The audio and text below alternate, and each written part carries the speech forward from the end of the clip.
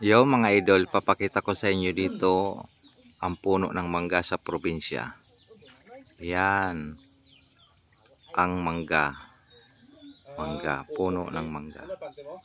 Daming bunga mga idol.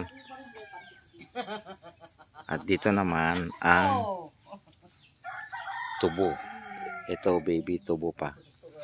Nasa malapit lang sa bahay. Ang puno ng tubo. Yan ang tubo. Ito tubong malalaki na mga idol.